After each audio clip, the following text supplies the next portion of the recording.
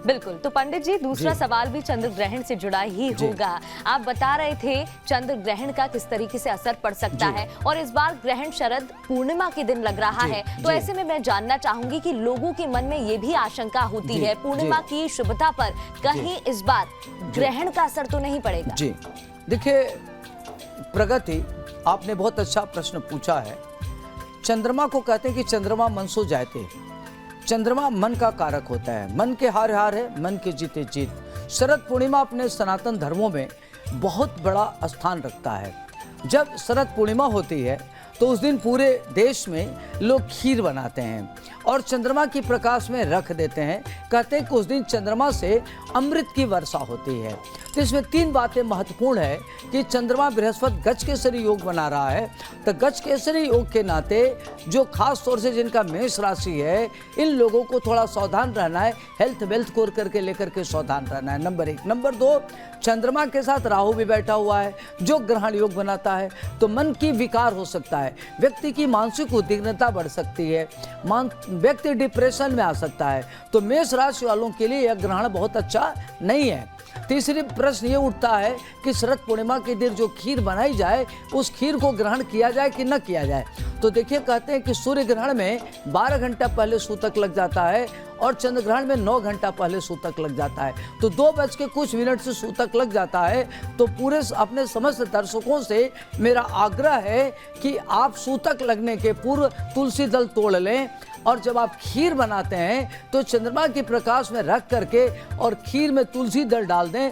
तुलसी दल डालने से जो उसकी एंटीबैक्टीरियल हो जाता है, तो जब ग्रहण लगेगा तो चंद्रमा में जो अल्ट्रावायलेट रेज निकलती है, जो प्रदूषित किरणें होती हैं, वो उस खीर में विष से बचाएगा, उसको सेफ रखेगा। तो उसमें आप खीर बना सकते हैं, खीर का सेवन भी कर सकते हैं, क्योंकि उस दिन चंद्रमा बृहस्पति एक साथ बड़ा अद्भुत संयोग है, कई महायोग बन रहा है। यह योग अपने आप में बहुत महत्वपूर्ण है। और लेकिन जब कहते हैं कि 2 पापाग्रह हो 1 शुभग्रह हो, तो जब गुरु के साथ चंद्रमा होता है और गुरु के साथ राहु होता है तो गुरु चंडाल योग बना रहा है, गुरु चंद्रमा के साथ गज केसरी योग बना रहा है, तो गुरु और राहु का जो प्रभाव है या चंद्रमा राहु का प्रभाव है, उसको गुरु की शुभता के नाते वह डाइल्यूट हो जाता है, न्यूट्रलाइज हो जाता है। तो उसमें खीर आप बनावें, खीर को चंद्रमा के प्रकाश में रखें, खीर का सेवन करें, वह महाऔषधि का काम करेगा, निश्चित रूप से करेंगे, लेकिन तुलसी दल डाल के।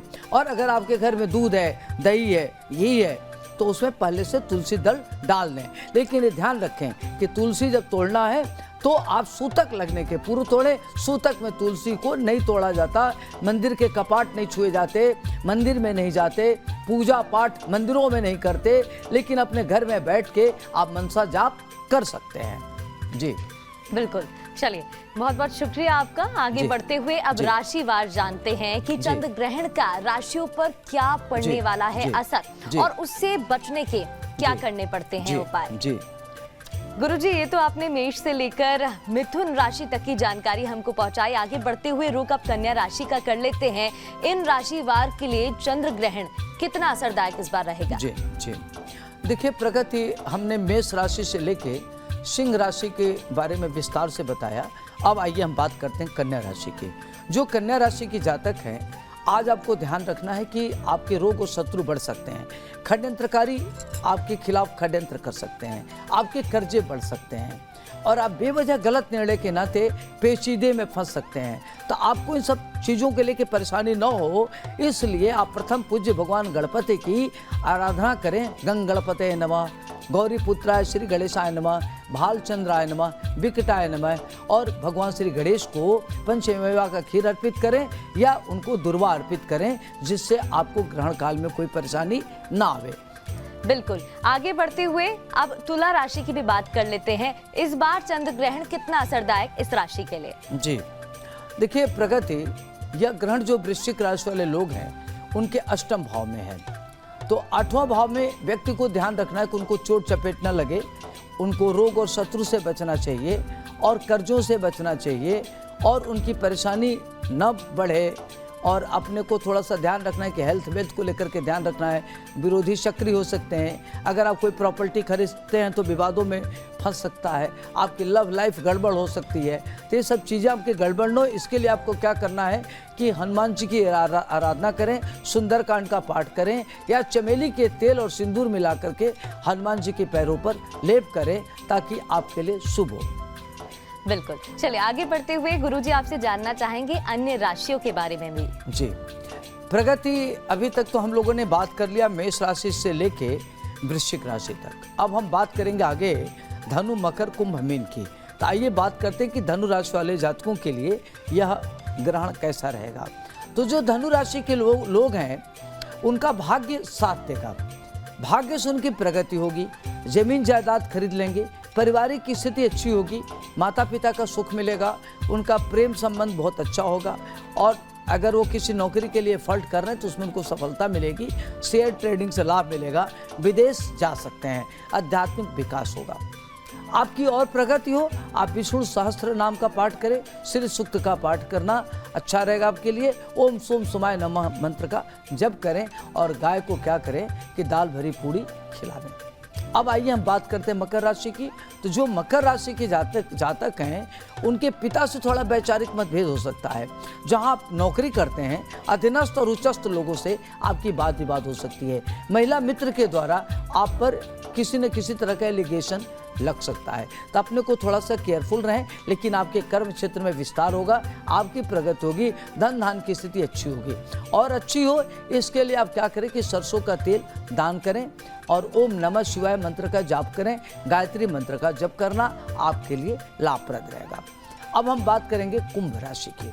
तो जो कुंभ राशि के जातक हैं उनके लिए इनकम का जरिया बढ़ेगा, आर्थिक स्थिति आपकी मजबूत होगी, परेशानियां दूर होंगी, जो आपके रोग और शत्रु हैं परास्त होंगे, षड्यंत्रकारी विफल होंगे, प्रॉपर्टी को लेकर के जो आपकी समस्याएं हैं समाधान होगी। अगर कोई भी वाद विवाद चल रहा होगा तो समाप्त होगा।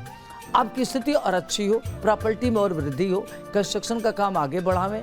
इसके लिए आपको क्या करना है कि 11 बार हनुमान चालीसा का पाठ करें और गाय को रोटी गुड़ खिलावें और भगवान श्री गणेश जी को दुर्वा अर्पित करें। अब आइए हम बात करते हैं अंतिम राशि मीन की। जो मीन राशि वाले जातक हैं आज आपको ध्यान रखना है कि आपके अंदर बहुत सारी फर्टाइल आइडिया है। तो आप कहीं गलत संस्कारों, कहीं गलत लोगों के साथ न फंस जाएं, कहीं आपकी एक गलत निर्णय आपको परेशानी में न डाल दे। तो आप किसी प्रकार का जोखिम भरा कार्य न लें, किसी स्टैंडर से कोई लेन देन न करें। विदेश जाना चाहते हैं तभी विदेश जाने का प्रोग्राम निरस्त कर दीजिए। आयात निर्यात अभी करने से नुकसान हो सकता है, तभी आपको बचने की जरूरत है। खर्च पर कंट्रोल करें और ये ध्यान रखें कि अगर कोई भी खर्च करते हैं तो धार्मिक कार्यों पर करें और निर्माण कार्यों पर धन खर्च करें। कर्जा अर्जा न लें, नहीं तो आप परेशानियों में पड़ सकते हैं। इसके लिए आपको क्या करना है कि आपको कोई परेशानी न हो, श्री सूक्त का पाठ करें, भगवान श्री विष्णु जी की आराधना करें। ओम नमो भगवते वासुदेवाय नमः, ओम परमात्मने नमः या ओम श्रीं श्रीये नमः, इस मंत्र का जप करना आपके लिए श्रेष्ठकर रहेगा। बिल्कुल। तो ये तो थी राशि की जानकारियां। इस बार राशिवार पर चंद्र ग्रहण अगर पड़ रहा है तो उसका कितना असर पड़ सकता है, और अगर असर पड़ रहा है तो किस तरीके से वो नियम का पालन करके इस असर को कम कर सकते हैं। बहुत बहुत शुक्रिया आपका।